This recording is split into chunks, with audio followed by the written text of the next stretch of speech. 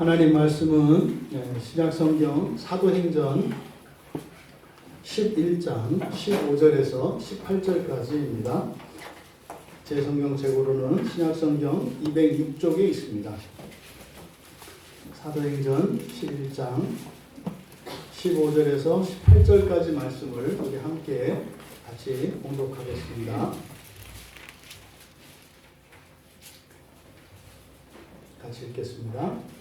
내가 말을 시작할 때에 성령이 그들에게 임하시기를 처음 우리에게 하신 것과 같이 하는지라. 내가 주의 말씀에 요한은 물로 세례를 베풀었으나 너희 성령으로 세례를 받으리라 하신 것이 생각나노라.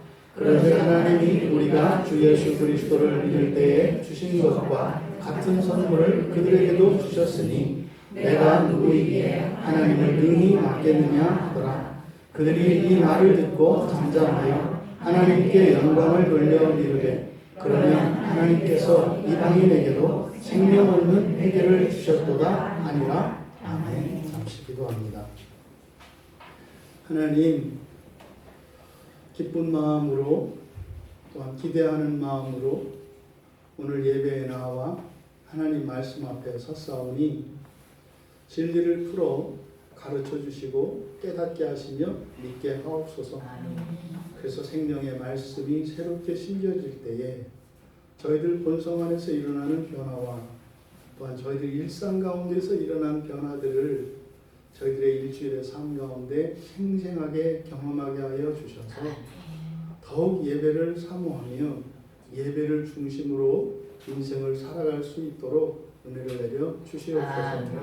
감사하며 예수님의 이름으로 기도하옵나이다. 네, 주님의 이름으로 주일 예배에 참석하신 여러분들을 축복하고 환영합니다. 네, 오늘 이종태 성도님이 예배를 못 나오셨잖아요. 그러니까 그럴 때 여러분들이 이제 생각을 하셔야 합니다. 그래서 우리 어려운 사람들을 통해서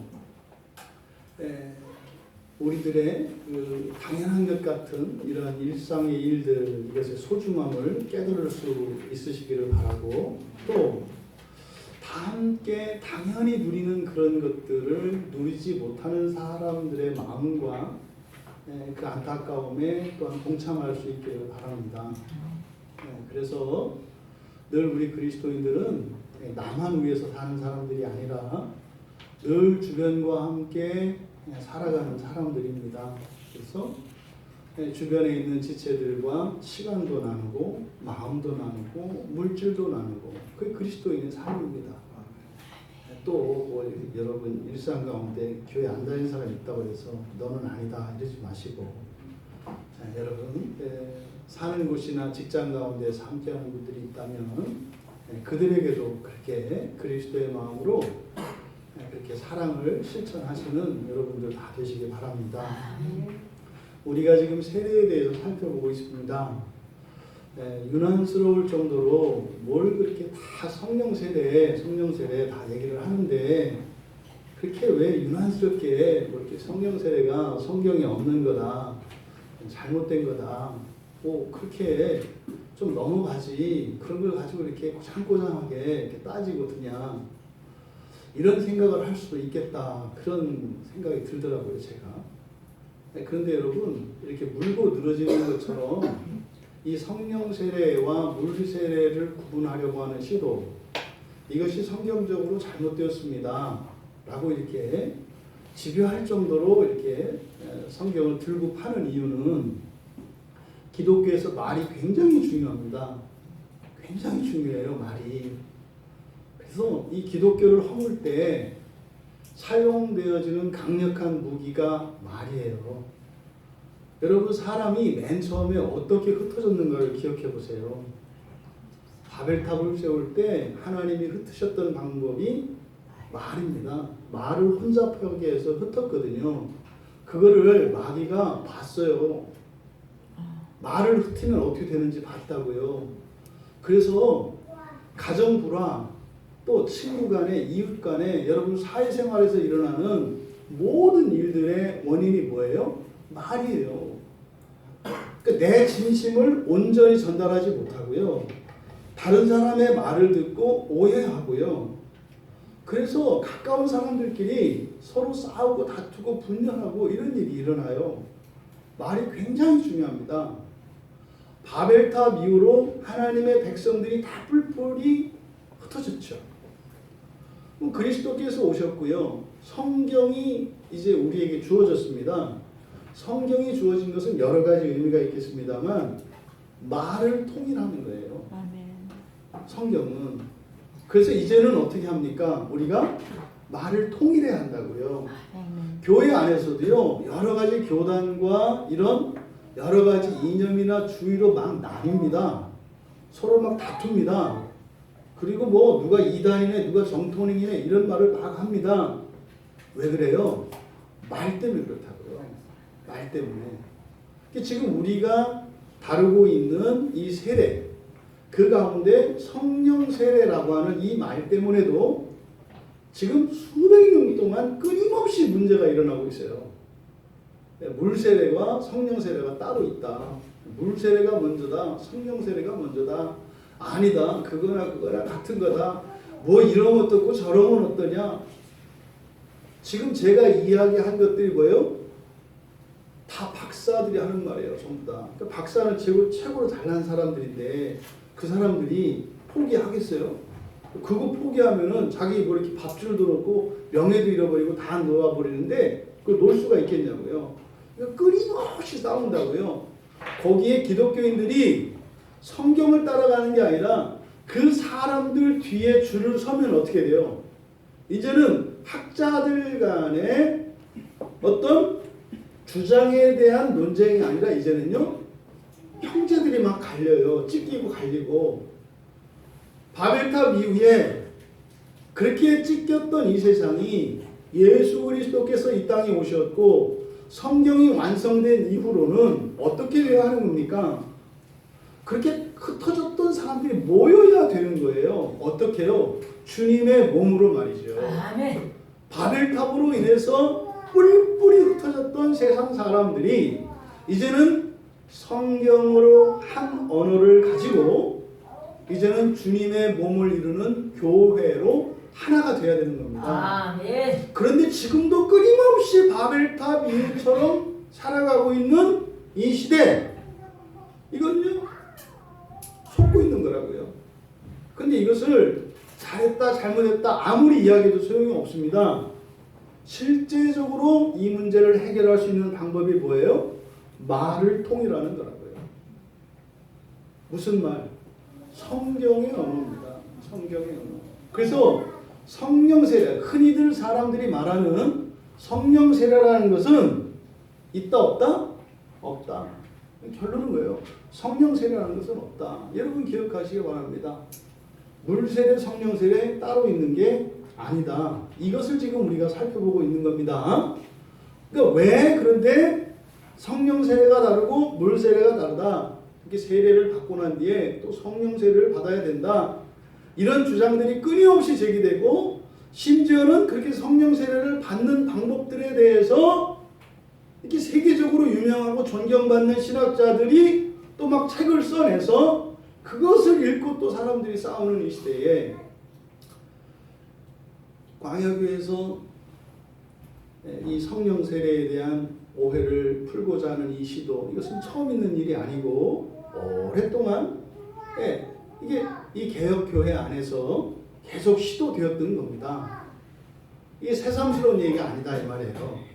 하지만 점점 그 힘이 약해져 가고 있는 이 시대에 우리가 이 성령 세례에 대한 주제를 가지고 성경 말씀을 살펴볼 때에 이 시대와 또 이 땅에 있는 모든 교회들이 분열을 중단하고 주님의 한 몸으로 연합되어지는 그런 평화의 일들이 일어날 줄 믿습니다. 아멘. 오늘 우리들이 이 예배를 통해서 개인적으로도 정확하게 알아야 되겠습니다만 이 주제를 가지고 우리가 함께 나누며 그 마음을 품을 때 분열로 치닫던 교회들이 연합하게 됩니다. 아멘.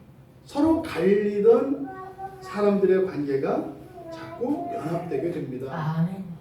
우리가 뭘 하는 것이 아니라 한 마음을 품고 예배를 드릴 때 성령께서 그 일을 이루시기 때문입니다. 여러분들이 이 설교를 들으실 때 성령 세례에 대한 성경의 바른 가르침을 배울 뿐만 아니라 마음의 소원을 품으시기 바랍니다. 하나님, 이 세상의 교회를 하나 되게 하옵소서. 하나님, 예수 그리스도를 믿는 모든 그리스도인이 사용하는 말은 다를지라도 성경의 언어로 하나 되게 하옵소서. 그럴 때 여러분들의 소원을 성령께서 보시고 그 일을 이루십니다. 그래서 막 교회들이 찢기고 교회들끼리 경쟁하고 다투던 그런 불행하고 슬픈 이야기들이 교회가 회복되어지고 연합되어지는 아름다운 소식들로 바뀌게 될 줄 믿습니다. 오늘 우리가 읽은 이 본문 말씀은 사도행전 11장인데 이 내용은 바로 앞에 사도행전 10장에 일어났던 일을 예루살렘에 와서 보고하는 내용입니다.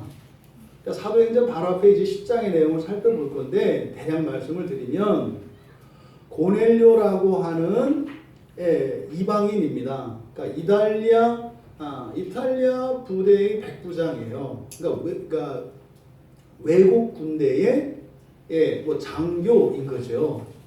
외국 군대의 장교가 바로 하나님의 천사로부터 이렇게 명령을 받아서 베드로 사도를 요청을 받고 그래서 그들에게 베드로가 가서 세례를 준 사건이 있어요. 이방인에게 세례를 줬다고요. 근데 그 사실을 예루살렘에 와서 이야기를 하는데 난리가 난 거예요. 어떻게 그럴 수 있냐고. 오늘날 기회로 말하면 그런 거예요.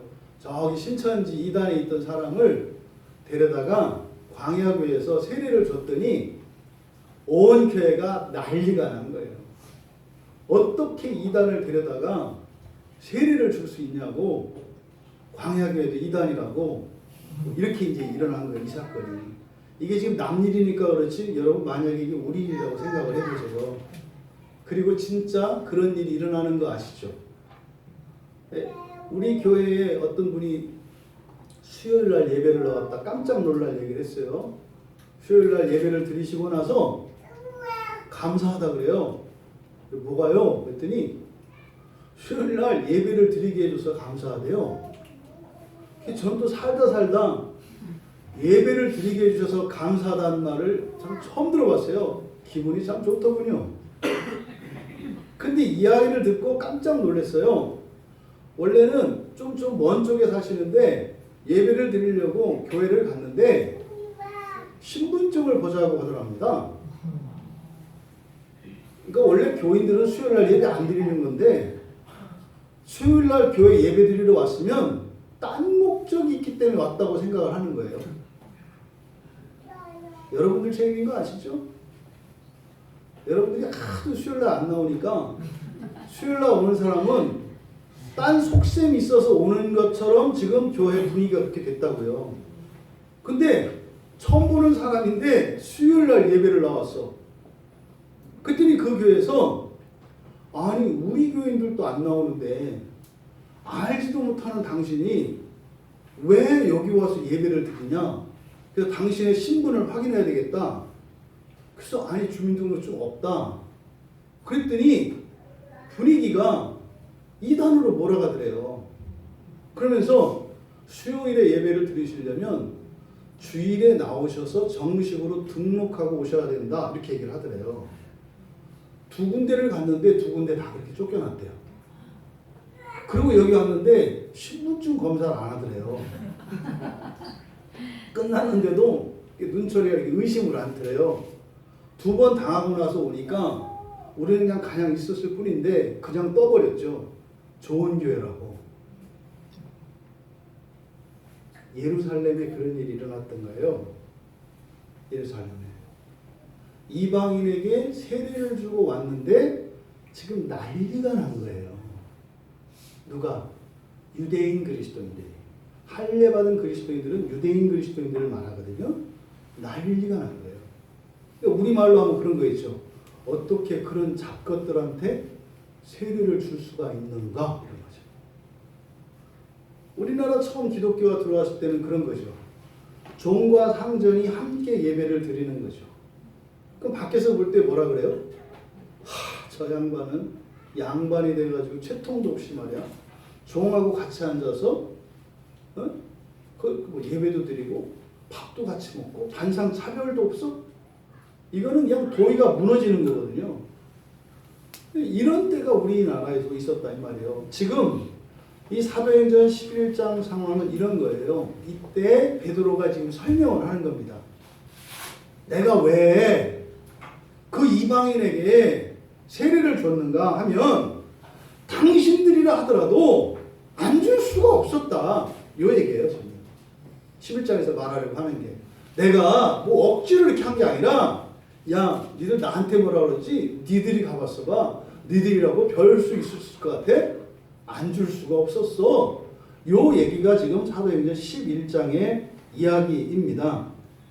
근데 이 말씀 우리가 살펴보는 이유는 뭐예요? 16절에 보면 주의 말씀에 요한은 물로 세례를 베풀었으나 너희는 성령으로 세례를 받으라 하신 것이 생각나노라. 바로 이 구절이 성령 세례가 있다라고 주장하는 사람들의 근거로 쓰는 구절이기 때문에 그래요. 뭐라고요? 예수님이 그랬다 했잖아요. 주의 말씀에 예수님이 뭐라고요? 성령으로 세례를 받으라고 했다는 거예요. 예수님이 말씀하시면 순종해야 합니까? 순종하지 말아야 합니까? 순종해야죠. 저도 주님 말씀이면 꼼짝 못해요. 몰라서 그러는 뿐이지. 근데 지금 우리말 성경에 번역을 이렇게 해놨는데 이게 우리말 성경만 이렇게 번역을 해놓은 게 아니라 영어 성경에도 이렇게 번역을 해놨어요. 그러니까 주님께서 성령으로 세례를 받으라고. 그러니까 아니 예수님이 성령 세례 받으라고 했구만. 그 의로를 뺐다고 그래서 그 없다고 그렇게 야단을 치느냐. 이렇게 이제 말할 수 있기 때문에 그게 아니다. 요 얘기를 지금 설명할 수 있는 겁니다. 우선 여러분 이 세례라고 하는 것은 말입니다. 세례를 받으면 어떻게 된다 그랬어요? 예수님께서 요한에게 요단강에서 물속에 잠기는 침례, 그래서 우리가 편의상 세례라고 하지만 세례라고 할 때 우리는 어떻게 생각해야 된다? 물속에 잠겼다가 나오는 것, 죽었다 살아나는 것을 생각을 해야 된다. 그때 예수님이 물에 잠겼다가 나오는 순간 어떻게 됐어요? 위로부터 성령이 임했잖아요. 그러니까 성령이 임하는 사건은 세례와 별개로 이렇게 또 따로 무슨 다시 한번 세례를 받아야 되는 사건이 아니라 뭐라고요? 세례를 받으면 그때 성령이 임한다고 말씀을 드렸어요. 이건 별개의 사건이 아니다. 그런데 문제는 그것이 시차가 있어요. 어떤 경우에는 세례를 받는 즉시 성령이 임하지만 어떤 경우에는 나중에 성령이 임하고 어떤 경우에는 성령이 먼저 임하고 세례를 먼저 받는 경우도 있다 이 말이에요. 이 시간적으로 차이가 있기 때문에 따로 된 것처럼 이야기를 하지만 따로 돼 있는 게 아니라 원래는 뭐다? 하나다. 근데 왜 그런 일이 일어나요? 제대로 안 하니까. 세례를 제대로 안 하니까 세례는 세례대로 받고 성령은 성령대로 임재한다 이 말이에요. 그러니까 이거를 제대로 할 생각을 해야지 제대로 안 해서 안 되니까 따로 찢어놔. 그러니까요. 성령 세례를 말을 하는 순간 세례를 퇴색시킨다고요. 그러니까 성령 세례하면 세례를 더 이렇게 좀 이렇게 가치 있게 하는 것 같지만 반대다 이 말이에요. 반대다 이 말이에요. 여러분들이 그래서 또 그런 분들 있잖아요. 뭐 지난번에 우리 대훈이 세례 받으니까 나도 다시 세례 받고 싶다. 그러지 마라 이 말이에요.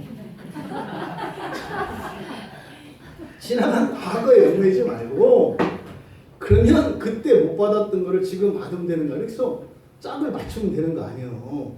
네? 그래서 그 세례는 뭐라고 그랬습니까? 시작이라고 그랬잖아요. 그죠? 세례를 어쨌든 받았으면 어떻게 된다?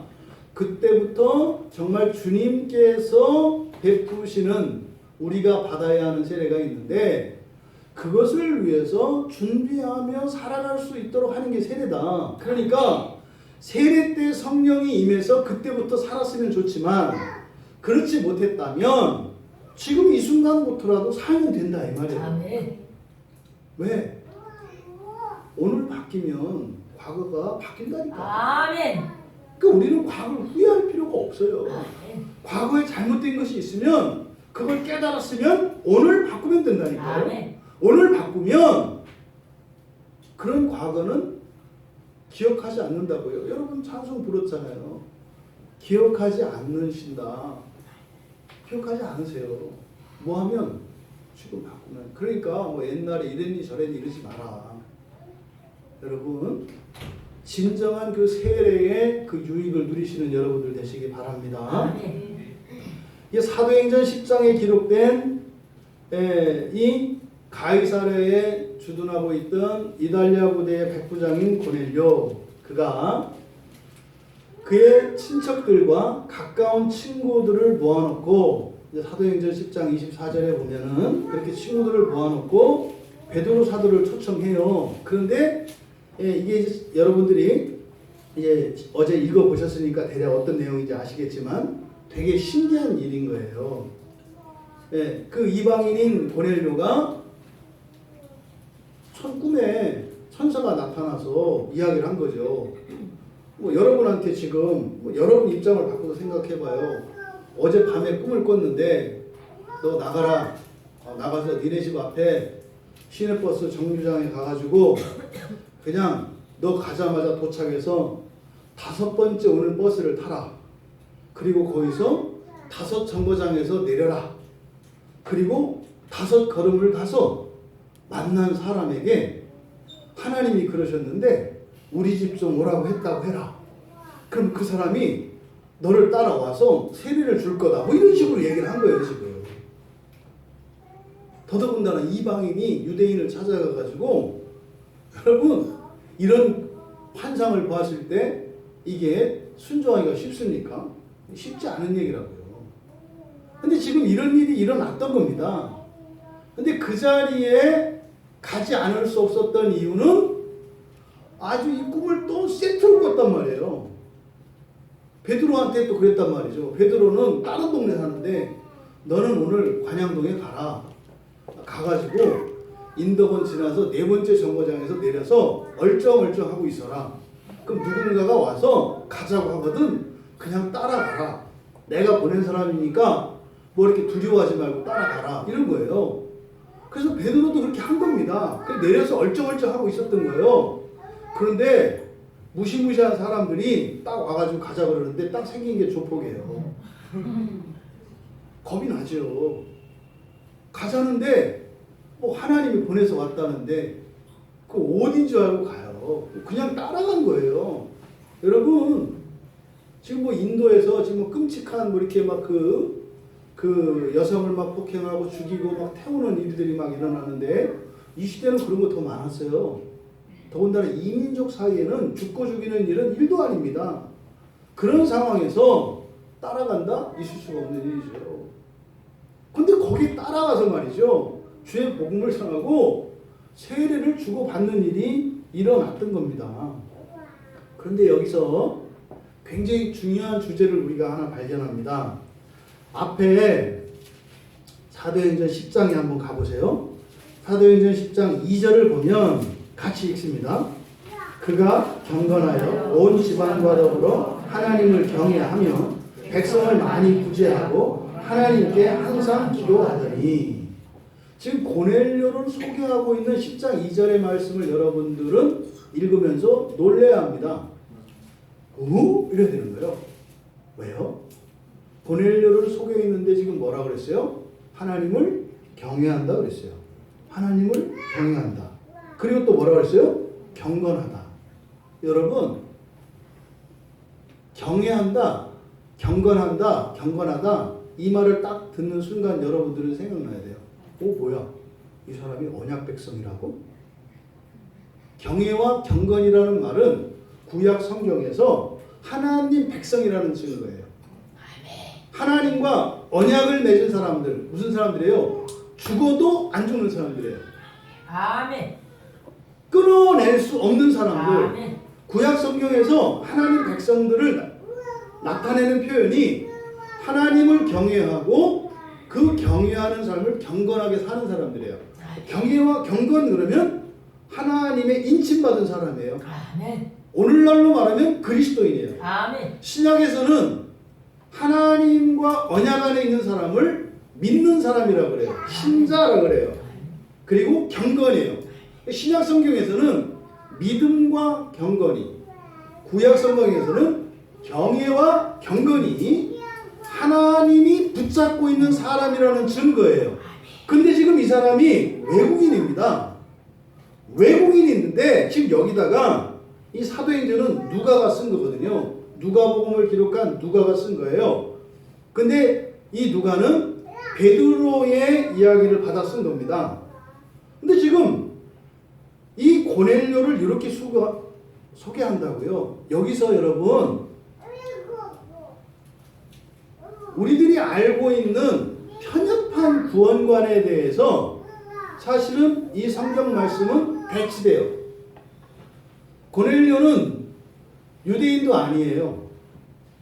율법도 모른다 이 말이에요.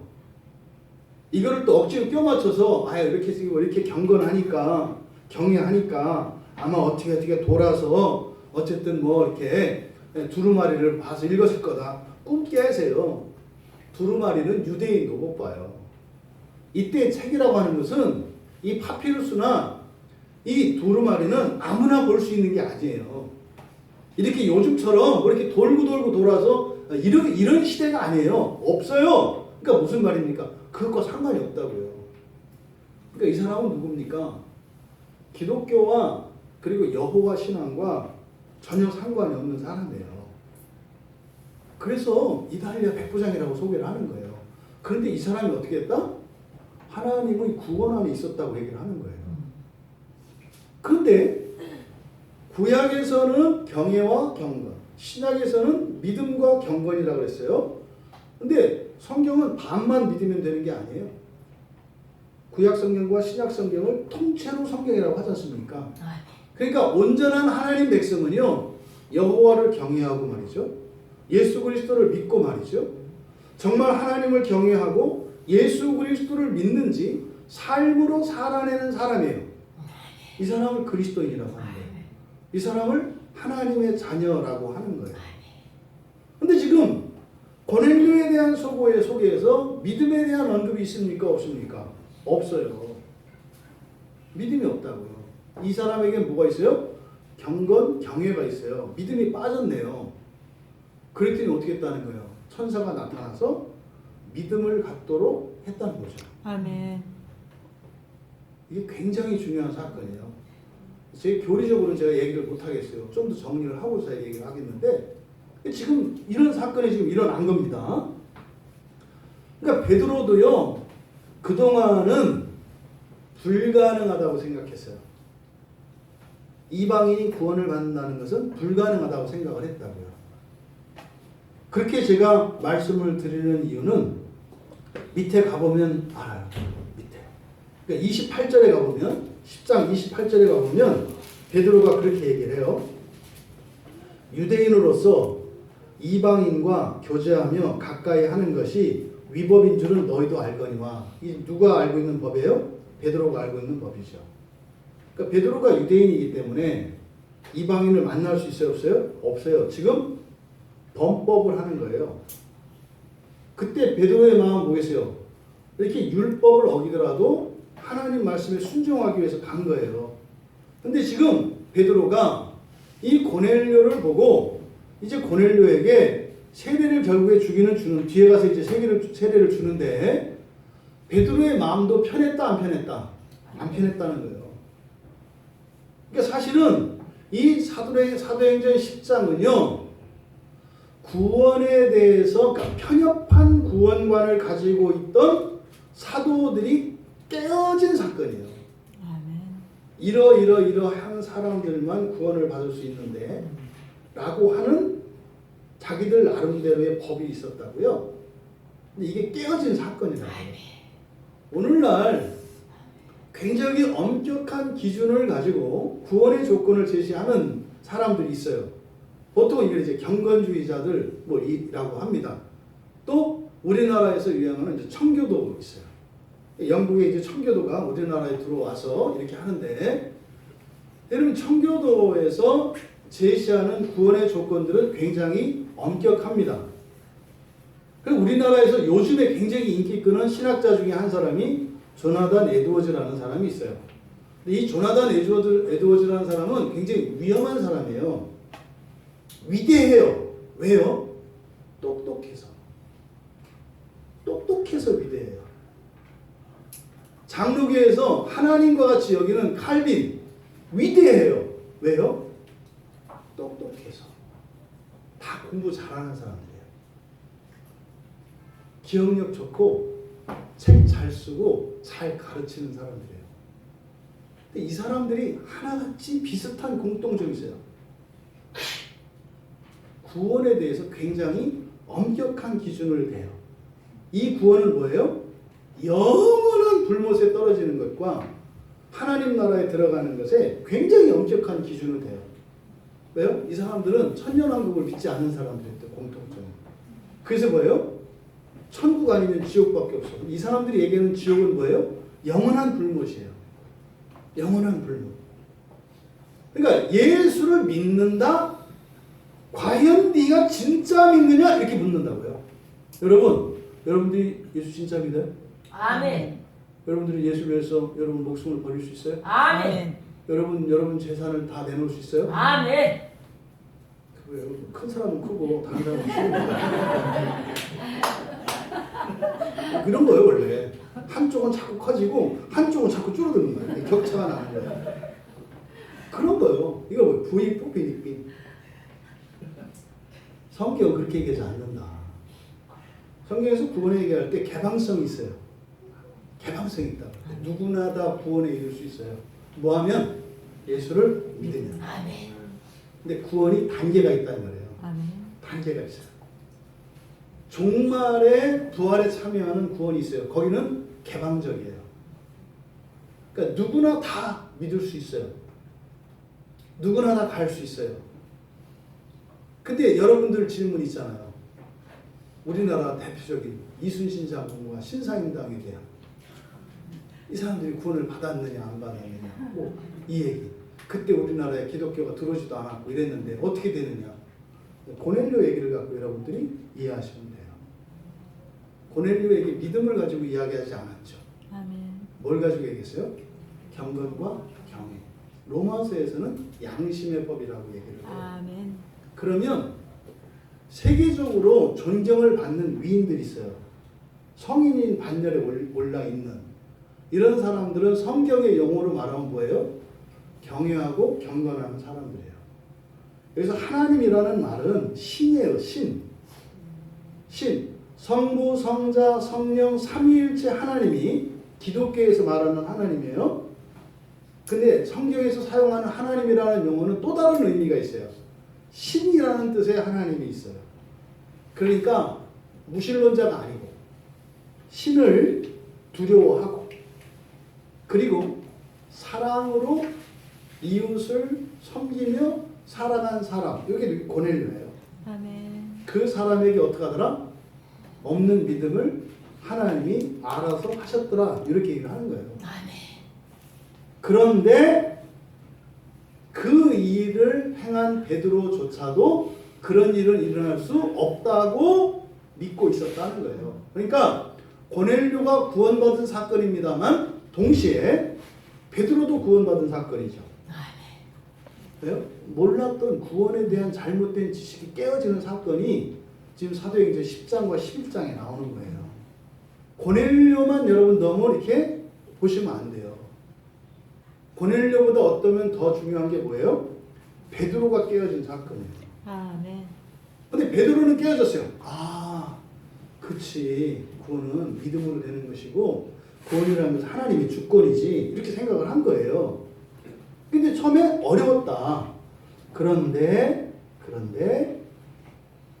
그것을 가지고 예루살렘에 와서 교회에 와서 얘기했더니 이제 교인들이 난리를 쳤다 이 말이에요. 여러분 기억하셔야 돼요. 여러분 성경대로 갑시다. 아멘. 여러분 고집 부리지 말고 성경대로 갑시다. 얼마나 감사했는지 몰라요. 구약에 비슷한 인물이 있어요. 누구죠? 욥. 예, 욥이에요. 욥. 욥은 하나님의 언약과 상관이 없는 사람이에요. 하나님의 인정을 받아요. 성경에서 빼면 안 돼요. 빼면. 넣어도 안 되지만 빼면 안 돼요. 그러니까 자꾸 그 하나님을 이상한 하나님으로 교회에서 만들어 버려가지고 서양 사람들이 하나님을 사랑할 수 없도록 만들어내. 왜 그럴까요? 우월의식 때문에요. 나는 특별하다. 나는 특별하다. 하나님께 특별한 거 당신 안 특별해요. 아주 평범해요. 아멘. 하나님만 특별하게 생각해서 특별하다고 하는 거지. 아멘. 세상에서 자꾸 특별한 척 하니까 관계가 깨지잖아요. 그냥 평범하다 이렇게 생각하시면 돼요. 그러니까 구원은 그냥 오직 하나님께 있습니다. 아멘. 여기서 고넬료가 이렇게 경건하고 하나님을 경외한다고 했는데 그렇게 꼭 뭐 이렇게 믿음이 없다고 얘기할 건 뭐냐. 그냥 얘기하겠어요. 근거가 있으니까 그러겠지. 10장 3절에 보세요. 10장 3절부터 보니까 기도해요. 9시쯤 되어 환상 중에 밝히 봄에 기도 가운데 이제 환상을 본 겁니다. 하나님의 사자가 들어와서 고넬료야. 딱 하나님의 사자는 누굽니까? 천사예요, 천사. 네, 천사가 지금 딱 온 거예요. 그랬더니 4절에서 바로 고넬료가 뭐 했다 그래요? 고넬료가 주목하여 보고 뭐 했다고요? 왜 두려워요? 천사가 어떻게 할까 봐. 그런 거예요. 어떻게 할까 봐. 근데 주의 사자야. 하나님의 사자야. 그러면 믿음이 있는 사람이라면 이 천사가 나를 어떻게 할 수 없다는 것을 알겠죠. 네. 근데 천사가 영적 존재고 사람의 현재의 상태에서는 사람보다 천사가 월등히 탁월한 존재예요. 근데 저쪽에서 나를 어떻게 하면 내가 꼼짝을 못해. 그러니까 어떻게 해요? 겁나는 거예요. 겁나는 거예요. 그래서 고넬료가 천사한테 뭐라고 불러요? 주여 그래요.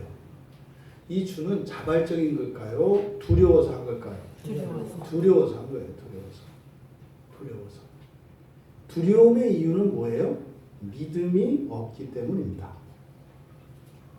모든 천사는, 모든 귀신은 하나님의 주권 아래 있습니다. 아멘. 어떤 천사, 어떤 귀신도 지네들 마음대로 할 수 있는 애들은 없습니다. 하나님의 주권 아래 있습니다. 아멘. 근데 이 믿음이 없으면 그래도 말 안 듣고 지 마음대로 할 수 있지 않나? 또 꼭 자기 같은 줄 알아. 자기가 자기 마음대로 할 수도 있으니까 다른 사람들도 자기 마음대로 할 수 있으니까 천사는 자기 마음대로 하는 거 없어요. 자기 마음대로 하라는 것만 자기 마음대로 하고 자기 마음대로 하지 말라는 거는 자기 마음대로 하지 못해요. 천사는요, 하나님께 속한 사람들을 건드릴 수 없어요. 아멘. 그래서 예수를 믿는 사람들은 이런 영적 존재에 대해서 무서워할 필요가 없어요. 예, 마태복음에서 얘기하잖아요. 마태복음 28절에서 10장 28절에서 니들이 진짜 무서워해야 될 거 딱 한 분밖에 없다. 누구요? 하나님. 여호와 하나님만 두려워할 거. 나머지는 두려워할 필요 없다. 겁줘봐야 그냥 허풍이다. 이렇게 얘기를 한다 이 말이에요. 그러니까 여러분들이 있잖아요. 우리 특히 청소년들 뭐 귀신 무서워하고 이런 사람들 있어요. 그러니까 여러분 겁이 많은 게 아니라 믿음이 없고 성경을 몰라서 그러는 거예요. 성경을 알고 믿음을 가지면 겁이 없어져요. 아멘. 그런 거예요. 그냥 내가 성격이 뭐 이래서 뭘 성격이 그래. 그러기는 싸나울 때 엄청 싸납잖아. 무서운 거하고 상관이 없다는 거예요. 그러니까 무서운 거는 지식과 믿음과 관계되어 있다. 여러분들이 그 막판 갈 때 그 무섭잖아요. 귀신도 무서워요. 그러니까 순할 때만 오지. 그러니까 믿음을 가지면 그런 두려움이 없어요. 근데 네. 지금 고넬료에 대해서 앞에서 이렇게 막 여호와를 경외하고 하나님을 경외하고 경건한 사람이라고 하는데 웬 두려움? 믿음이 없다는 것을 여기서 지금 얘기를 하는 거예요. 그럼 여기서 지금 얘기하려고 하는 거, 베드로가 말씀하려고 하는 의도 뭐겠습니까?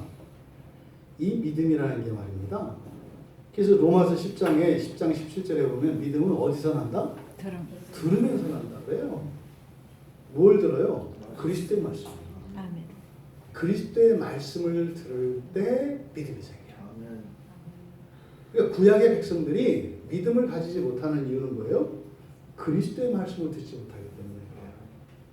교회에 다니는 사람들도 성경을 알고 아주 경건하게 살아. 하나님을 경외해. 그런데도 믿음은 없을 수 있어요. 왜 그런 거예요? 그리스도의 말씀을 듣지 못하면 믿음이 안 생겨요. 그러니까 천사가 어떻게 해요? 그리스도의 말씀을 들을 수 있도록 그리스도의 사도된 베드로를 데려오라고 하신 거예요. 그래서 베드로가 와서 이제 사도행전 10장 36절에서 43절까지 쭉 그리스도에 대한 말씀을 전합니다. 그랬을 때 10장 44절 봐보십시오. 10장 44절 베드로가 이 말을 할 때 이 말은 뭐겠어요? 그리스도의 말씀이에요. 그리스도에 대한 이야기거든요. 이 말을 할 때에 뭐라고 그랬어요? 성령이 말씀을 듣는 모든 사람에게 내려오시니. 아멘. 원래인데 이게 지금 말씀이 내려오신 이 표현이 뭐냐면 예수님이 요한에게 침례를 받으시고 물에서 딱 올라올 때 성령이 내려오셨다. 여기 사용된 전치사가 에피, 영어의 on이에요. 뭐뭐 위에. 말씀을 들을 때 성령이 임했다는 거예요. 세례 받을 때 일어나는 사건이 이 사람들은 말씀을 들을 때 생겼네. 그러니까 세례를 받는다고 그런 일이 일어나는 게 아니고 말씀을 듣는다고 그런 일이 일어나는 게 아니고 언제 일어나는 거예요? 믿음에서. 믿을 때 성령이 임하는 거예요. 아멘. 믿을 때 성령. 근데 바로 이것을 여러분들이 잘 봐야 돼요. 그래서 베드로는 세례를 하지 않을 수가 없었다는 거예요. 45절에서는 베드로와 함께 온 사람들이 깜짝 놀랐다고 그래요. 이 사람들은 지금 세례도 안 받은 사람들인데 어떻게 또 이방인들인데 어떻게 이런 일이 일어나지? 이거는 예수를 믿고 세례를 받은 사람에게 일어나는 일인데 어떻게 예수의 말씀을 듣고 나서 성령이 내려오시는 거지? 그래서 어떻게 했다고요? 놀랬대요. 그래서 베드로가 47절에서 뭐라 그랬어요? 이 사람들이 우리와 같이 성령을 받았으니 누가 능히 물로 세례 베품을 그 말이요. 이미 세례를 받은 것과 같은 효과를 이 사람들이 누렸네? 그 세례를 받은 거나 다름없네? 근데 세례를 받은 적이 없네? 그러니까요. 세례를 주었다 이 말이에요. 그래서 48절에 명하여 예수 그리스도의 이름으로 세례를 베풀라 하니라. 그들이 베드로에게 며칠 이게 이제 번역 잘못됐어요. 또 갑자기 베드로는 누구한테 명해요? 자기가 세례 안 주고 뭐 누구한테 명했다는 거예요? 명하여 예수 그리스도의 세례를 베풀라 하니. 그럼 베드로가 같이 간 사람들한테 세례 주라고 했다 이 말이잖아요. 말도 안 되는 소리죠. 이렇게 번역을 하면 안 되잖아요. 근데 이거 읽어갖고 몰라요. 못 알아들어요. 그런 게 별의별 얘기가 다 나오는 거예요. 별의별 얘기가. 이거는 번역이 잘못됐어요. 여기서 명하여 이걸 그대로 직역하면 그런 겁니다. 그들에게예요. 그들에게 예수 그리스도의 이름 안에서 세례를 받으라고 명했다. 그러니까 베드로가 누구한테 얘기한 거예요? 고넬료와 함께 있는 사람들에게 세례를 받으시오. 이렇게 말했다는 것을 이렇게 번역을 해놨어요. 그게 잘못 번역한 거죠. 근데 여기에서 이 명하여라고 하는 이 말이 아주 특별할 때만 사용하는 말이에요. 요 명하다, 이게 명령한다, 시킨다 이런 게 아니에요. 이 말은 시키기는 시키는 건데 이건 특별할 때만 쓰는 말이에요. 이게 프로스타소라고 하는 말인데요. 포로스타소라는 말인데 몇 번 사용되지 않아요. 근데 그 용례들을 보면 다 특별한 때예요. 먼저 마태복음에 주로 많이 쓰이는데요. 마태복음 1장 24절에서 이거는 마태복음 24장은 무슨 24절은 무슨 사건이냐면 요셉이라고 하는 한 총각이 마리아라고 하는 처녀하고 약혼을 했어요. 내년에 식 올릴 거예요. 아직 그 혼인신 안 했다고요. 이때는 동거 이런 거 없어요. 만약에 동거했다가는 돌로 맞아 죽어요. 그래서 약혼만 한 상태에 혼인하기로. 그럼 어떻게 해요? 약혼한 상태에서 동네에서 소문이 쫙 나요. 그래서 일체 요셉에게는 외간 여자들이 접근을 안 합니다. 또 마리아에게도 일체 다른 총각들이 접근 안 합니다. 그 전까지 마음을 품고 있던 총각들은 어제 프로포즈 할 걸 뭐 이렇게 되는 거예요. 약혼하고 나면 이제 끝난 거예요. 결혼과 동일해요. 하지만 같이 잠자리를 하거나 이런 것은 상상도 할 수 없습니다. 그런데 마리아가 임신했어요. 우리 처녀 총각 결혼 안 하는 여러분들, 여러분이 누구를 너무너무 사랑해서 결혼하기로 했어요. 그런데 아직 결혼식 날짜 잡고 이제 청첩장을 돌렸어. 그랬는데 우리 남자 청년들은 결혼하려는 신부감이 내가 그동안 자기야 말을 안 하려고 했는데 안 할 수가 없네. 괜찮아. 뭐 내가 다 용서해 줄게. 아니 근데 이건 좀 심각한 일인데 아니야 괜찮아. 나도 사랑하잖아. 뭐 이제 우리 결혼할 건데 뭐 내가 뭘 정하겠어. 나 임신했다?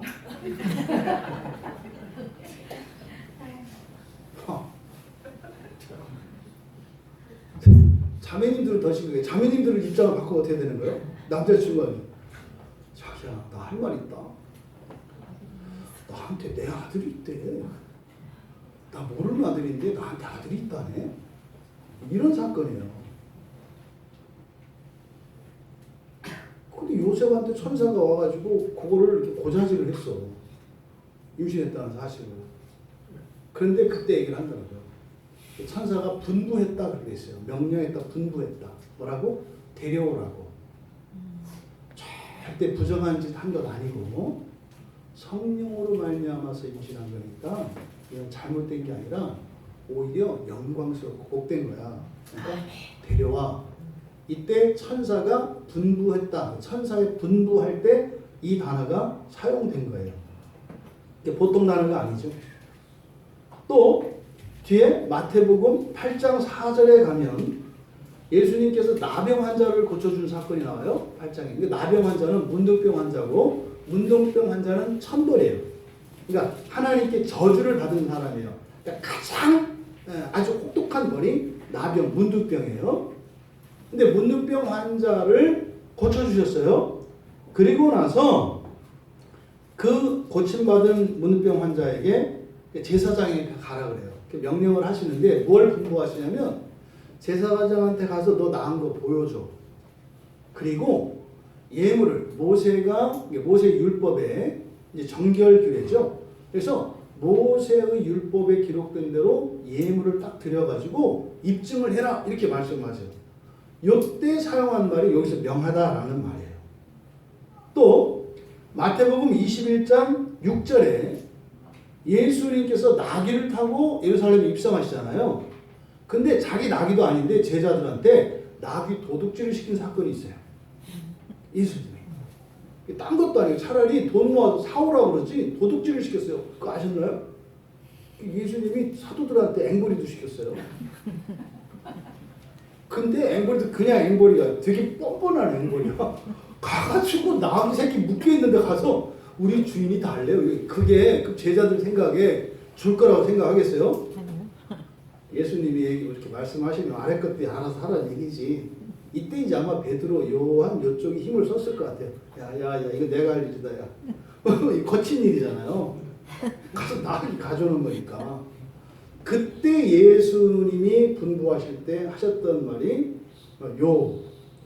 여기서 명하다라고 하는 이 말이에요. 그러니까요. 지금 여기서 베드로가 고넬료에게 그러니까 명하다 그래서 48절에 명하다는 고넬료에게 한 말이라고 그랬어요. 베드로가 세례를 받아라 라고 한 말은 뭐예요? 믿음과 관련되어지고 그리스도의 구속사역과 관계되어지는 거예요. 그러니까 오늘날로 말하면 이제 목사가 이제 우리 교회 같은 경우 보잖아요. 그래서 세례 문답을 하고 그래서 기본적인 그리스도에 대한 기독교에 대한 지식을 알고 또 아는 것으로 그치는 게 아니라 그걸 믿는지 확인을 하잖아요. 문답을 통해서. 그렇게 해가지고 세례 받아라. 세례 받으세요. 영하래요. 여기서 명한다는 말. 그러니까 뭐예요? 믿음이 있다는 것을 확인하고 세례를 받으셔도 됩니다. 라고 허락하는 거예요. 근데 허락한다고 하지 않고 뭐한다? 명령한다고 얘기해요. 뭐예요? 믿음을 가진 신자가 세례를 받는 것은 특권이에요. 그런데 동시에 뭐라고요? 의무라고요. 권리인데 의무라고요. 그 얘기를 48절에 이렇게 써놓은 거예요. 근데 이거를 이렇게 번역을 해놨기 때문에 이제 엉키는 거죠. 그러니까 여기서 지금 이 본문에서 이야기하는 이 세례를 성령으로 성령으로 세례를 받아라라고 하는 이 말이 우리들이 사용하는 그런 의미가 아니다라는 거예요. 세례와 이 성령의 인재는 붙어 있는 거라고요. 그래서 지금 고넬료의 경우에는 먼저 성령이 임했어. 언제? 말씀을 듣자마자 성령이 임했다고요. 그래서 세례가 나중에 주어지는 경우인 거죠. 이거와 반대 경우가 있어요. 누구 계세요? 요한에게 세례를 받은 사람들 있죠. 그 사람들은 예수 그리스도와 상관없이 그냥 회개의 세례를 받은 사람들이잖아요. 그 사람들이 나중에 예수님을 믿고 성령이 임하겠죠. 그럼 그 사람들은 세례를 먼저 받고 생명이 나중에 임하는 거죠. 이게 그래서 오늘날 우리들이 지금 하는 세례 양식이 세례가 두 가지가 있잖아요. 유아 세례를 받고 입교하는 사람이 있고 학습을 받고 세례 받는 사람이 있잖아요. 그러니까 유아 세례 받는 경우가 바로 뭐예요? 요한의 세례처럼 믿음 없이 세례를 먼저 받는 경우죠. 그리고 나중에 공부를 하고 입교 과정을 거쳐서 자기의 믿음으로 딱 해서 입교할 때 요 세트가 완전한 세례라고요. 그럼 어떻게 해요? 세례식도 받고 성령도 임하는 거죠. 또 이제 유아 세례를 받지 않은 사람들은 세례 교육을 먼저 받잖아요. 학습 교육을 받고 이렇게 해서 어떻게 해요? 그리스도의 말씀을 듣고 그렇죠? 그리고 나서 세례를 받을 때 동시에 임하는 거죠. 어떤 사람은 공부하는 가운데 성령이 임할 수 있겠죠. 지금 고넬료 우리 경우가 그렇잖아요. 하지만 이게 전부 다 원래는 뭐다? 하나다, 하나. 하나인데 이게 시간차가 있을 뿐이지 하나다.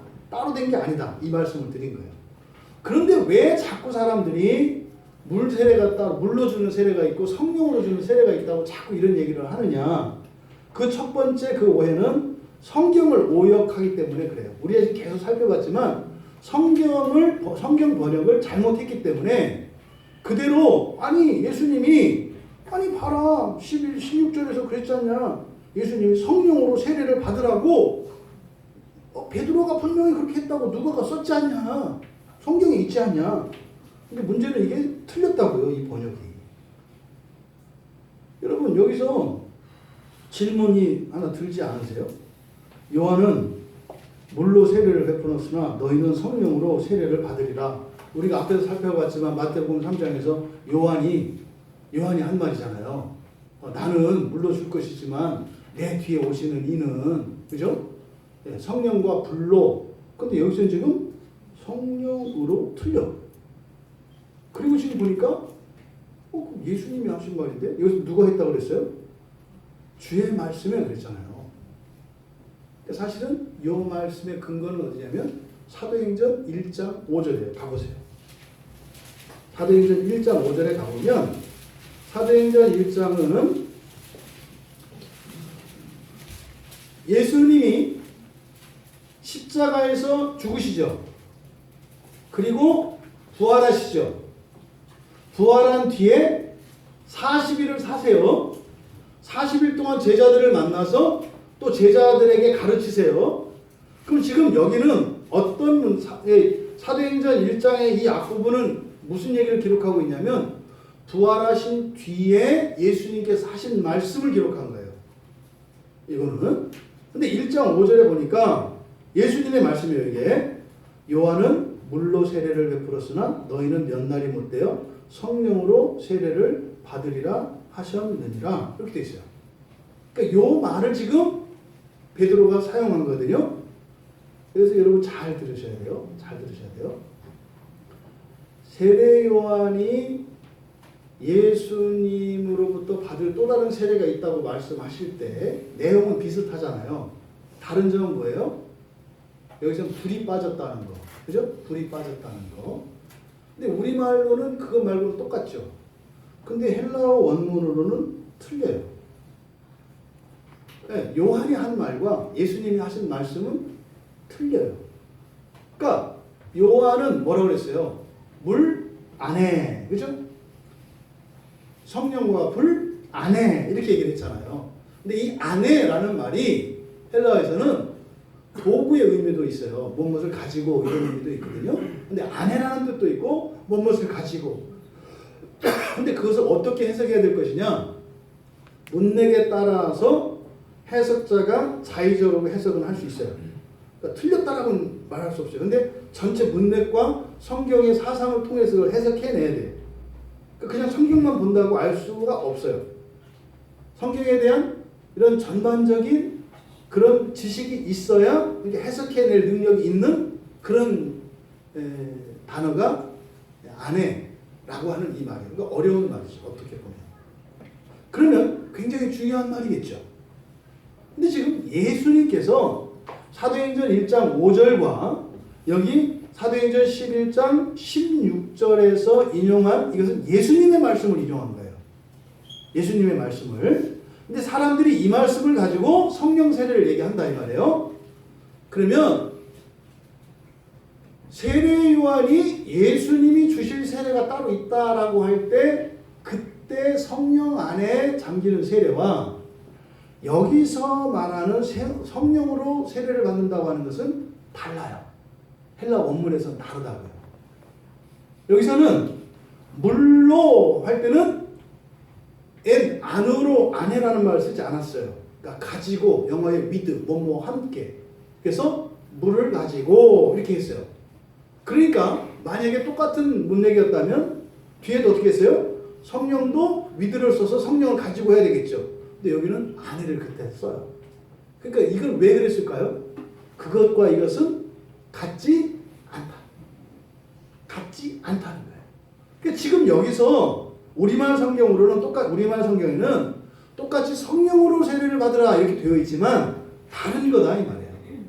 그러면 사도행전 1장 5절에서 예수님께서 뭐라고 하셨냐면 너희들이 성령으로 세례를 받는데 어떻다? 사도행전 1장 5절에 보면 그렇게 되어 있어요.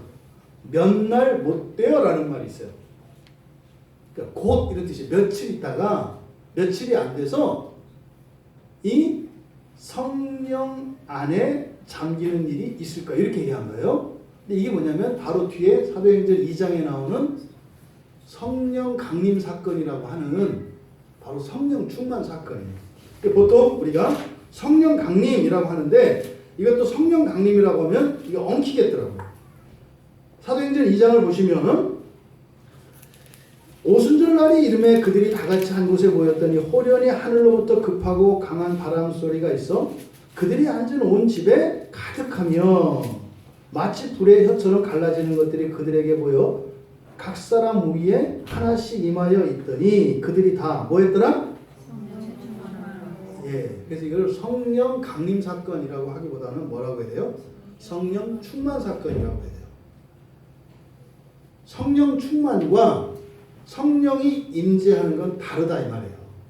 그러니까 지금 사도행전 1장 5절과 여기 11장 16절에서 성령으로 세례를 받으라 한 이것은 흔히 말하는 세례가 아니라 뭐다? 성령 충만 사건을 말하는 거다. 이거는 세례가 아니에요. 성령 충만 사건이라고요. 그러니까 예수님께서 말씀하셨던 것은 뭐예요? 성령 충만을 받으라고 말씀을 한 것이다. 아멘. 세례는 하나밖에 없어요. 세례는 하나예요. 하나. 그냥. 그러니까 뭐요?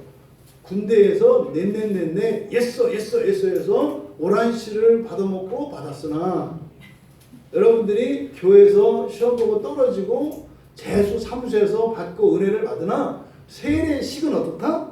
하나하나 다 똑같은 거예요. 세례식은. 근데 모든 사람이 세례식 때 그 성령이 임재하는 것은 아니야. 그건 달라요. 하지만 세례식 자체는 어떤 거다? 하나고 원래 그때 세례를 받으면 성령이 임하는 사건이 원래 다 일어나는 거예요. 원래 다. 그래서 사도행전 10장 47절에 뭐라고 돼 있어요? 이 사람들이 우리와 같이 성령을 받았다 그래요. 똑같이. 똑같다고요. 또 고린도전서 12장 3절에도 이렇게 돼 있어요. 우리가 유대인이나 헬라인이나 종이나 자유인이나 다 한 성령으로 세례를 받아. 아멘. 왜? 한 성령으로 세례를 받아요. 다 한 성령으로 마시게 되었다. 그러니까 세례는 하나야, 하나. 에베소서 4장 5절에 주도 한 분이시요 믿음도 하나요. 아멘. 세례도 하나요. 아멘. 세례는 물세례, 성령세례 이렇게 있는 게 아니라 그냥 하나요. 근데 뭐가 있어요? 온전한 세례가 있고 온전하지 못한 세례가 있는 거예요. 물 세례 받고 성령 세례 받아 이렇게 하면 안 되고 뭐예요? 온전한 세례를 받아야 되는 거죠. 온전한 세례를 위해서 노력을 해야죠. 아멘. 그런데 이거를 아예 온전한 세례는 생각 안 하게 해. 왜요? 물로 대충 세례 받고 그 다음에 성령 세례 받는 거니까. 그럼 말은 성령 세례 얘기하는데 말은 뭐예요? 세례를 망가뜨리는 거예요. 본인들은 절대 그런 의도는 없어요. 근데 본인들이 무슨 일을 하고 있는지 몰라요. 본인들은 그렇게 하는데 그게 세례를 망가뜨리는 일이라고 생각 안 한다고요. 오히려 어떻게 해요? 성령을 받으라고 한다 이 말이죠. 이렇게 성경을 잘못 해석하면 이렇게 된다. 근데 이게 우리말 성경만 그런 게 아니라 이거의 시작은 영어 성경에서 그렇게 번역을 했기 때문에 그래요. 근데 영어 성경 가운데서는 바로 또 번역한 게 있어요. 그게 이제 말도 많고 탈도 많은 킹제임스 번역. 킹제임스 버전. 그게 또 너무 또 그게 또 진짜라고 또 하니까 또 그럼 저 뭐 베드로도 누가도 마태도 영어를 몰랐는데 어떻게 썼나 몰라. 다 틀린 거잖아. 우리나라 신천지가 하는 거하고 똑같아. 그러니까 이거 개혁 개정 전에 그게 진짜 성경이라고 하잖아. 거기는. 거기 또 더 심각하네. 한글 되게 배우기 어려운데 그 사도들 그 어떻게 그걸 알아가지고 이거 말도 안 되는 소리잖아요. 근데 어쨌든 그 부분에 있어서만큼은 번역을 잘 했어요. 근데 이게 지금 성경 번역이 그래서 얼마나 중요한가를 알 수 있게 하는 거예요. 성경 번역을 잘못하면 이상한 용어들을 성경에 있는 것처럼 만들고 그것을 사용하게 되고 그것 때문에 어떻게 된다? 싸워서 갈라지게 된다. 하나님의 말씀을 연합시켜요. 아멘. 모든 기준이요. 연합시키냐 떨어뜨리냐. 어떤 사람이 아무리 위대한 신학자고 아무리 최고의 박사인데 말을 들으면 갈라. 그거는 예수의 영이 아니에요. 가르는 영. 잘못된 것을 지적하는 것과 가르는 것은 다릅니다. 달라요. 정결하게 하고 순수하게 하는 것과 가르는 것은 달라요. 이것을 여러분들이 분별할 수 있어야 돼요. 아멘. 세례는 하나입니다. 아멘. 그래서 그리스도인이 받는 세례를 뭐라고 하는 거예요? 성령에 잠기는 세례라고 하는 거예요. 그러니까 그리스도인은 물에 뿌려지지만 잠기는 것으로 생각을 해야 되고 육체적, 물질적으로는 물에 잠기지만 유대인들 그리고 요한의 세례를 받을 사람들은 그냥 물에 잠기는 것뿐이요. 근데 그리스도인들은 똑같이 물에 잠기지만 동시에 어디에 잠기는 거다? 성령에 잠기는 거다. 그래서 이 생명만 죽고 살아가는 게 아니라 유한한 생명이 죽고 영원한 생명이 있는 거다. 아멘. 이게 그리스도인의 세례를 나타내는 거예요. 아멘. 그러니까 성령 세례를 따로 받는 게 아니라 뭐요? 예수를 믿고 세례를 받으면 되는 거예요. 아멘. 그 다음이 뭐예요? 성령 충만을 입어야 되는 거예요. 그 다음에. 아멘. 그러니까 성령 충만과 성령 세례는 다른 거예요. 그러니까 보통 사람들이 성령 세례라고 하는 것은 원래 성경의 정확한 용어로는 성령 충만이에요. 아멘. 성령 충만이라고 떼야 돼요. 근데 그거를 성령 세례라고 해요. 왜 세례를 갖다가 찢어내냐고. 왜 그걸 찢어내냐고. 이런 일이 계속 일어나는 거예요. 말이 혼잡해지므로 싸우잖아요. 자꾸 세례 가지고. 성경 가지고 싸우잖아요. 왜 싸워요? 말이 다르기 때문에. 성경의 말을, 성경의 개념을 사용을 해야 되는데 그냥 마음대로 개념을 정하고 마음대로 그 말을 바꾸고. 이게 굉장히 심각한 문제다 이 말이에요. 그럼 왜 이러는지 모르겠어요. 왜 이러는지. 두 번째, 그러니까 첫 번째로 이 성령 세례를 얘기하는 사람들이 왜 성령 세례에 대해서 얘기하느냐? 첫 번째가 뭐예요? 성경을 오역했기 때문에, 해석을 잘못했기 때문에 이렇게 했다는 거예요.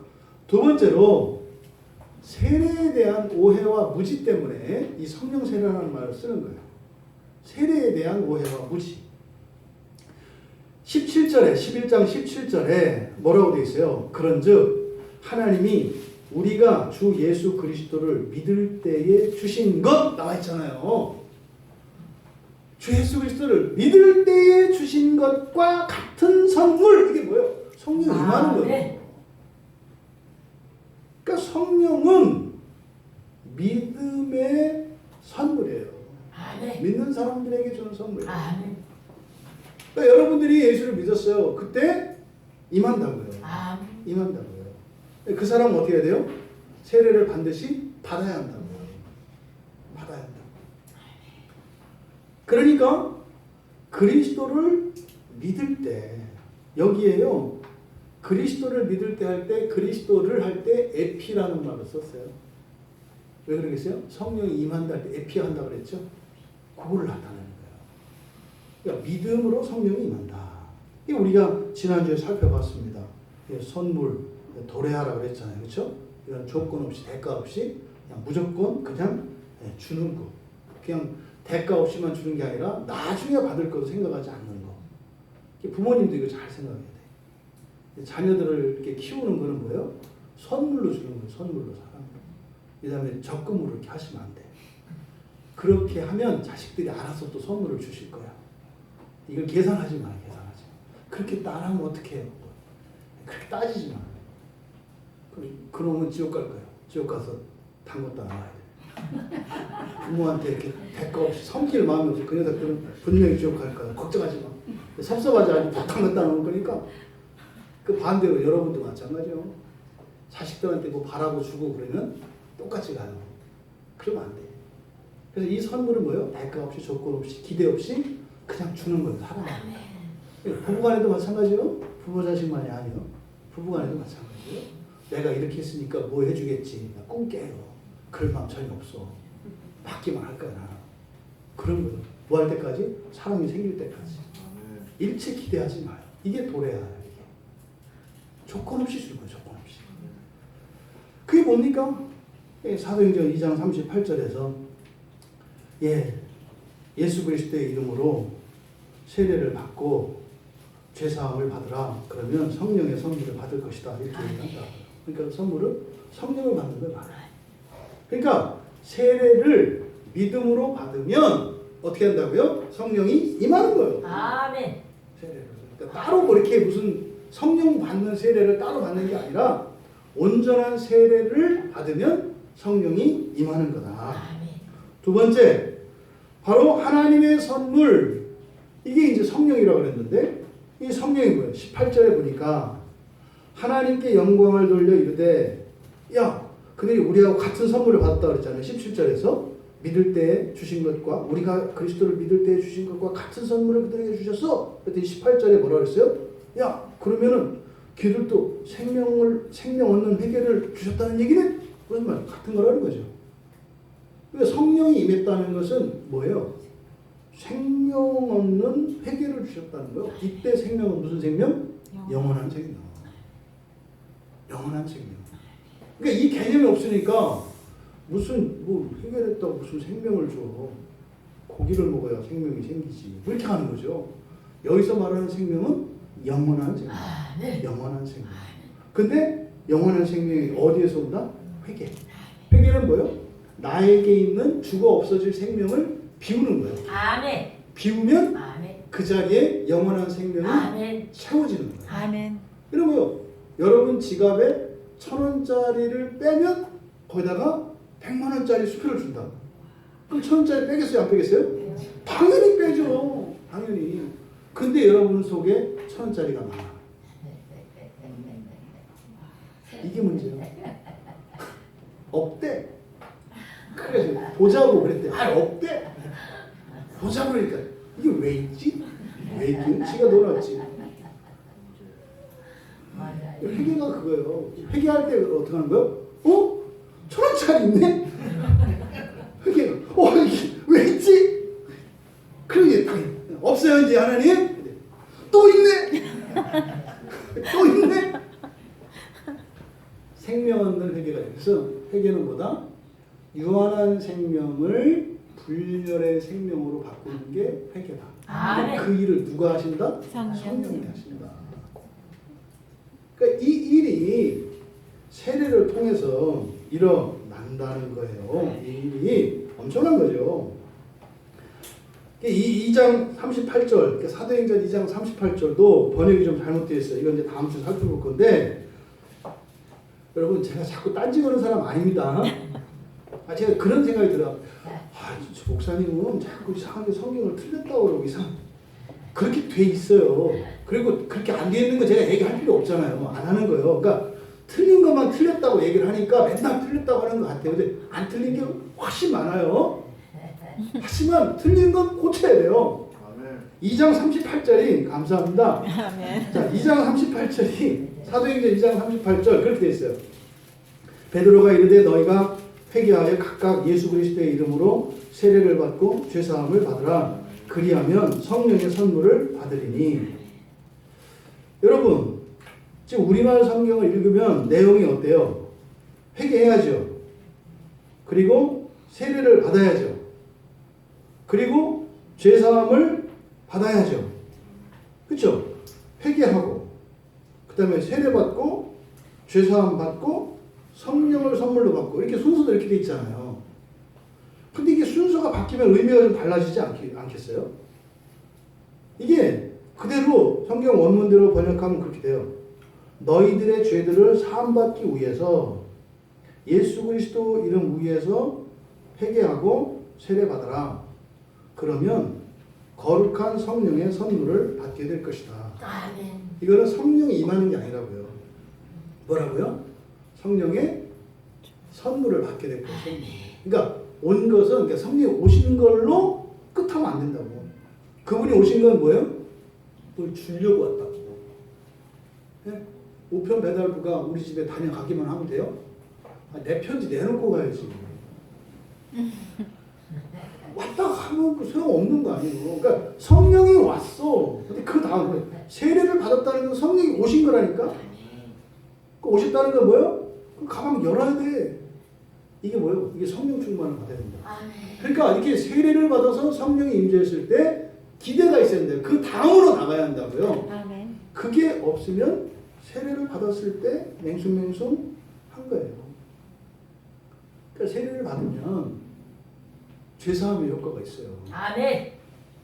옛날에 제가 좋아했던 영화 중에 하나가 그 알카포네가 나온 대부라는 영화가 있어요. 미국의 마피아를 다 아주 주먹만한 막내 아들이 이제 그 대권을 이어받는데 정적들을 딱 제거해요. 얼마나 약은지 신앙을 이용해. 그래서 부활을 시켜가지고 살인을 시켜요. 근데 딱 살인이 끝나자마자 세례를 받아요. 야, 야겠죠? 그래도 신앙적인 좀 있습니다. 농담 같지만 이게 여러분 의미가 있는 얘기예요. 그게 배경이 캐톨릭이거든요. 그게 캐톨릭 배경이에요. 그 사람들이 캐톨릭 신자들이거든요. 근데 그 사람들에게 뭐가 있다고요? 세례를 받으면 뭐 한다는 믿음이 있어요? 죄사함을 받는다는 믿음이 있다고요. 천주교가 잘못됐다고 막 얘기를 하는데 잘못됐어요. 잘못된 거 있어요. 다 잘못됐을까요? 정말이에요. 그 사람들보다 더 잘못된 게 있어요. 우리한테. 그게 뭘까요? 세례예요. 그 사람들보다 더 잘못된 게 우리 지금 개신교에서 하는 세례라니까요. 왜요? 세례를 받을 때 죄사함을 받는다는 믿음을 잃어버렸어요. 아니 저쪽에서는 그 가짜는 깡패놈도 사람을 죽이면서 세례를 받으면 믿음으로 세례를 받으면 죄사한다는 믿음을 갖고 정당화하는 게 아니에요. 지금 뭐 제가 지금 적용하는 적용점이 뭔지 아시죠? 믿음을 얘기하는 거예요. 믿음만 얘기하는 거예요. 더 낫다 이런 얘기하는 거 아니에요? 야 우리 목사님은 천주교 마피아 두목이 교인보다 낫다고 했다? 그런 적 없어요. 믿음만 얘기해요. 믿음만 떼놓고 해요. 믿음만. 우리 개신교인들의 세례에 대한 믿음을 얘기하는 거예요. 그것도 없어졌다. 그것도. 그러니까 사람들이 성령 세례를 받으라고 막 해요. 그러니까 이렇게 성령 세례를 받아라. 이렇게 하는 것, 성경을 잘못 번역해서 그렇고 세례에 대한 오해와 무지 때문에 이런 일이 일어나긴 했는데 왜 그 일이 계속 될까? 계속 성령 세례. 봐보세요. 뭐 로이드 존슨 다 지금 보면은 뭐 이렇게 유명한 목사님들 다 성령 세례 다 얘기한다고요. 성경과 상관없는 얘기라니까요. 왜 이런 얘기가 일어날까? 이렇게 성령 세례에 대해서 이 성령 세례에 대한 잘못이 이런 관행이 계속되는 또 다른 이유는 교회가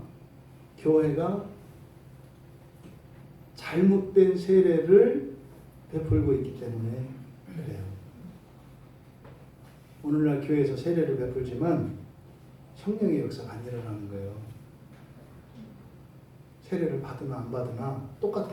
교인이 이렇게 보면 세례 받은 사람인지 안 받은 사람인지 도대체 알기가 어려워. 그래서 신비해. 그 놀라운 세례를 받았는데도 알 수가 없어서 신비해. 이게 지금 세례를 잘못 주기 때문에 그래요.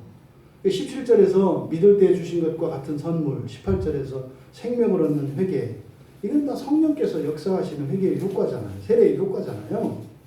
그런데 교회에서 세례를 받아도 이런 일이 일어나는 것은 성령이 없기 때문이고 성경이 거짓말이기 때문이 아니라 그냥 믿음과 상관없이 형식적으로 세례를 행하기 때문에 그렇다 이 말이에요.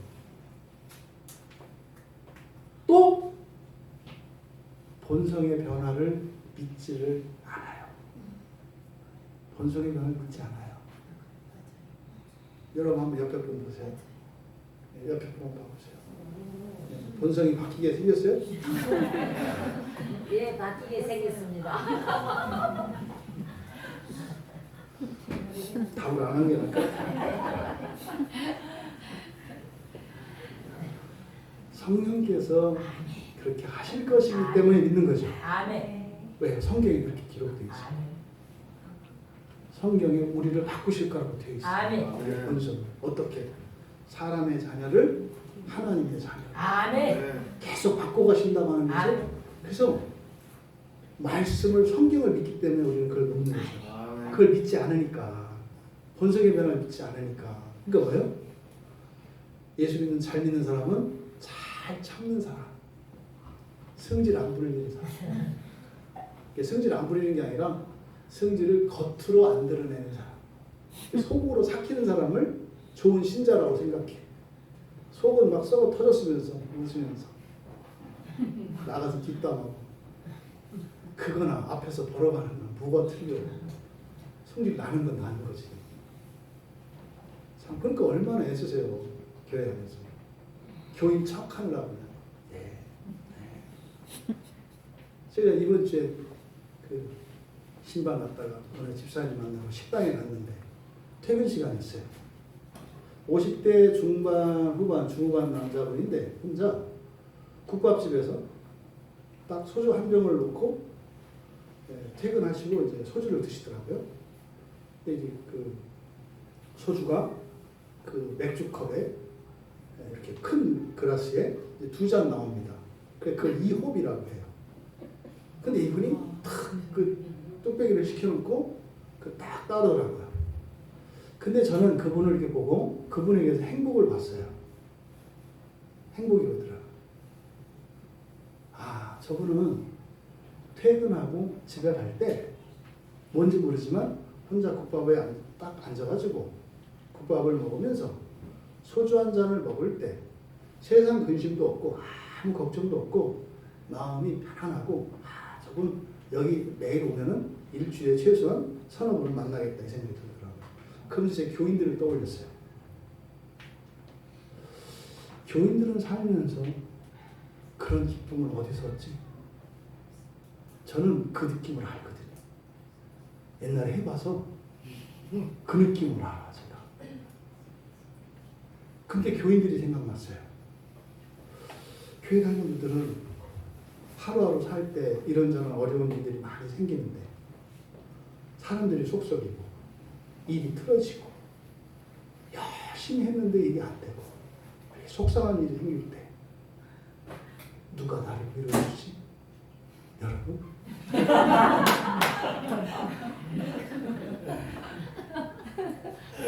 여러분은 위로해 주시는 분이 다 계시기를 바랍니다. 아멘. 주가 아니라 주님으로부터 위로받기 바랍니다. 주는 존칭이 안 붙잖아요. 주님은 존칭이 붙으니까 아멘. 주보다 주님이 더 좋은 줄 믿습니다. 하루하루 여러분이 살다 힘들고 지칠 때 사람들이 실망시키고 여러분을 두렵게 할 때 주님과 함께 하세요. 그러면 성령을 마시라고요. 술 마시지 말고. 그러면 우리 해찬이 입맛 따신다. 이 정도 감각은 있어야 되는 거예요. 성령을 마신다 할 때 입맛이 부서져야 되는 거예요. 그 미로를 얻으시기 바랍니다. 진심으로. 제가 그분을 보고 마음이 아팠다니까요. 저의 믿음이 없는 거이기를 바라요. 저의 오해이기를 바라요. 하루 일과를 마쳤을 때 여러분들이 주님 오늘 하루 일 마치고 퇴근합니다. 주님 함께 해주셔서 감사해요. 그 발걸음에 하나님 위로가 있기를 바랍니다. 그래서 저녁에 모여서 가족들이 함께 가정 예배하고 기도할 때 혼자 먹는 술이 아니라 같이 마시는 주님으로 위로가 있기를 바라요. 아멘. 주님이 계셔서 제가 조금 더 참을 수 있겠어요. 일은 엉망진창이었지만 주님이 함께 하셔서 기쁘고 감사해요. 이런 위로를 얻으실 수 있게 되기를 바라요. 이렇게 할 수 있는 게 바로 성령의 역사거든요. 이게 근본적으로 차단된 이유가 뭐 때문이라고요? 형식적인 세례 때문에 그렇다. 본성의 변화는 여러분 인생의 변화예요. 일이 망가져도 이거를 하나님이 고치실 수 있다고 하는 이 믿음, 이것이 사라졌기 때문에 여러분들이 세례를 통해서 주시는 그 유익을 누리지 못하는 거다. 그러니까요, 기대가 없어요. 아까 그랬죠? 이 세례가 천주교회보다 로마 캐톨릭이 보통 로마 교회인데 천주교회라고 부르는데 거기는 잘못됐어요, 형식이. 근데 최소한 그 사람들은 잘못된 형식을 가지고 있지만 그것에 대한 믿음을 가지고 있다니까요, 세례에 대한. 근데 우리 개신교인들은 어떻게 돼 있어요? 형식이 잘못됐다고 이야기하면서 가짜라고 이야기하면서 형식을 버리는 게 아니라 믿음을 버렸어요. 아니 캐톨릭에서 하는 세례나 지금 교회에서 행하고 있는 세례 어디가 더 잘못된 것 같아요? 교회가 더 잘못되어 있어요. 최소한 성당에서는 제가 알기로는 뭐 어떤지 몰라. 요즘에 세속화돼서 저쪽도 공부 잘 안 하는 걸로 아는데 최소한 세례하려면 교육은 다 해요. 기본적으로. 안 했다가 교황청으로 투서 들어가면은 끼기예요. 근데 지금 이 교회에서는 그때 우리 청년 하나가 그렇더라니까요. 지난주에 세례에 대해서 얘기하니까 이렇게 오랫동안 세례 교육을 받는 걸 보고 놀랬대요. 세례를 받는데 이렇게 오랫동안 교육을 받는 거야? 이 놀랬대요. 이게 지금 일반적이잖아요. 여러분, 이런 본성의 변화, 그것에 대한 기대가 없어. 인생에 대한 변화, 기대가 없어. 믿음이 없어. 근데 세례를 받아. 그러면 그 일이 안 일어난다고요. 그러니까 어떻게 해야 돼요? 아니, 뭐 없잖아요. 그러니까 뭐 만들어내야 될 거 아니에요. 교인들이 어떻게 했어요? 신앙생활 공허하다니까요. 처음에 와서는 뭐 적응 못해가지고 눈치 보고 이렇게 하다가 처음에 오면 그러잖아요. 내가 제일 모르는 것 같고 나만 모르는 것 같고 좀 지나면 알거든. 다 모른다는 거. 그래서 이러고 싶을 필요 없다는 거 알아. 그 순간 공허가 확 찾아와요. 처음에는 다른 사람들은 다 알고 좀 다른 줄 알고 그래서 아 나도 저분들처럼 돼야지. 이거 다 껍데기야. 그때 이제 공허가 확 밀려와요. 그러니까 어떻게 해야 돼요? 이벤트를 마련해줘야지. 그러니까 뭐 하는 방법, 뭐 해가지고 뭐 일 만들고 난리를 요란을 떠는 거 아니에요. 그래가지고요. 주일이 무슨 안식일이야. 제일 힘든 게 주일인데. 네? 주일을 안식일이라고 생각하는 분들 별로 없어요. 특히 목회자들. 제일 죽어나. 아 저는 안식일이에요. 우리 교회는 안식일이에요. 근데 그렇게 생각 안 하는데 그 말이 다르잖아요. 아 주일은 안식하는 거라며. 근데 목사님들이 벌써 그냥 막 피곤에 쩔어가지고 막 힘들어하고 말만 해도 좀 짜증내고 승질내고 막 자꾸 집에 가려고 그러고. 근데 뭘 좋아 좋기는 주일이 안 좋아 보이구나. 잘못돼. 왜 그래요? 세례를 통해서 나타나는 놀라운 이 생명을 얻는 이 회개의 일들이 일어나면 다른 거 없어도 된다고요. 다른 거 없어도 돼요. 그거로 만족한다니까요. 근데 그게 없으니까 엄청나게 많은 것들을 만들어서 보충을 해야 되는 거죠. 여러분 정리합니다.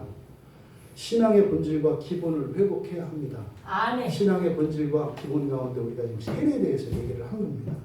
그래서요. 그 기본을 본질을 회복하면요. 생생한 신앙생활을 해요. 아멘. 심심하지 않다고요. 섭섭하지 않아요, 여러분. 교회 나오고 공부하고 기도하고 섭섭하지 않아. 네? 남는 거 있다 이 말이에요. 그래서 굳이 뭐 이렇게 뭘 다른 걸 하고 이럴 필요 없다 이 말이에요. 그 기본을 우리가 회복해야 돼요. 그 시작이 뭐다? 세례에 대해서 살펴보는 거예요. 근데 결국은 뭡니까? 세례를 통해서 그 첫째 부활을 향해서 나아가는 그 일을 위해서 살아갈 수 있도록 받은 게 세례라고 그랬는데 그때 성령의 은혜 아니에요. 그래서 은혜의 방편을 추구하면서 가야 되는 거예요. 성경 보고 설교 듣고 기도하고 모여서 밥 먹고 찬양하고 간증하고 이걸 해야 되는 거라니까요. 그거 하면 삶 속에 이런 생생한 성령의 역사가 일어난다. 아멘. 해라마라가 아니 그렇게 하면 된다니까요. 아멘. 그럼 심심해가지고 그냥 어디 놀러 가야 되고 뭐야. 갔다 와봐야 피곤해서 또 쉬어야 되잖아. 일하면서 쉬잖아. 놀러 가서 힘들고 일하면서 쉬고 그러다 또 일에 또 가고 뭔지 몰라 그냥 정신없이 살아요. 여러분 중심 잡으세요. 기억합시다. 성령을 받는 건 성령 충만이에요. 그러니까 성령 세례라고 하는 말은 잘못됐다. 하지만 성령 세례에 대해서 말하는 분들의 의도는 우리가 알아야죠. 그게 뭐예요? 그러니까 성령 세례라고 하지 말고 성경에 있는 용어로 말을 해라. 그게 뭐예요? 성령 충만이다. 여러분 세례를 받으셨습니까? 이제 성령 받으시고 성령 충만을 입으시기 바랍니다. 아멘. 그것을 위해서 세례를 받았다는 거예요. 더 이상 세례 능력에 휩싸이지 마세요. 아직까지는 제가 말한 게 정답입니다. 성경에서 정확한 정답이 없어요. 물세례, 성령세례, 성령은 하나요. 이제 여러분들 세례를 받았다면 성령 충만을 위해서 하시기 바랍니다. 아멘. 세례를 받지 않았다면 세례를 받기를 사모하십시오. 아멘. 믿음을 주시도록 사모하십시오. 믿음은 어디서 나온다고요? 그리스도의 말씀에서. 그래서 공부하시고 설교 듣고 모르면 물어보고 안 믿어지고 답답하면 기도하고 그러면요 뚫리고 생기는 일이 일어나요. 아멘. 그러면 생생한 그런 신앙을 살 수 있어요. 바닥바닥 뛰는 이런 횟감과 같은 멀건 동태 인생이 아니라 바닥바닥 뛰는 횟감의 인생을 살아가시기 바래요. 그래야 좀 이렇게